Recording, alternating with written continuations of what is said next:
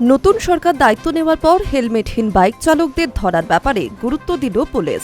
একই সঙ্গে একই বাইকে দুজনের বেশি আরোহী ধরার ব্যাপারেও গুরুত্ব দেওয়া হয়েছে। কলকাতার বিভিন্ন জায়গায় চলছে নাকা চেকিং। গত সোমবার থেকে বুধবার সন্ধ্যা পর্যন্ত হেলমেট না পরে বাইক চালানোর অভিযোগে ৩,৩০২ জনকে ধরেছে পুলিশ।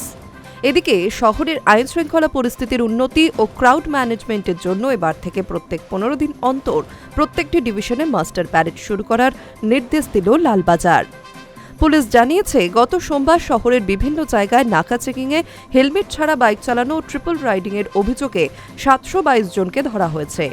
মঙ্গলবার সেই সংখ্যা বেড়ে দাঁড়ায় ১,৯৩৯। বুধবার সন্ধ্যা পর্যন্ত এই অভিযোগে ধরা হয়েছে ৬৪১ জনকে।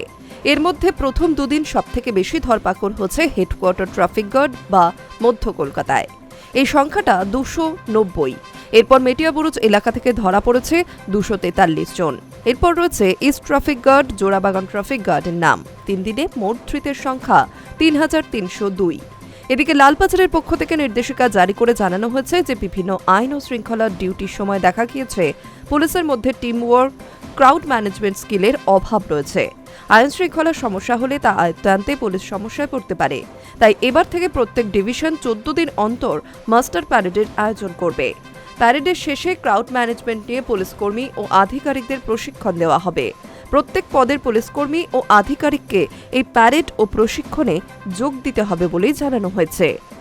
একটি রেজিস্টার খাতায় নথিভুক্ত করতে হবে যে কারা প্যারেড এবং প্রশিক্ষণে যোগ দিচ্ছেন এবং কারা দিচ্ছেন না।